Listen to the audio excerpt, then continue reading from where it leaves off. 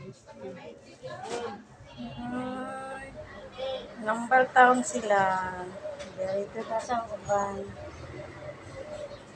Kita niyo, yun ang gamot nila. Favorite nila yan. Pag galing ako sa labas, kukuhanan ko talaga sila ng gamot. Kasi hindi sila makalabas sa bahay. Ayan. Parang mga kambing lang ah.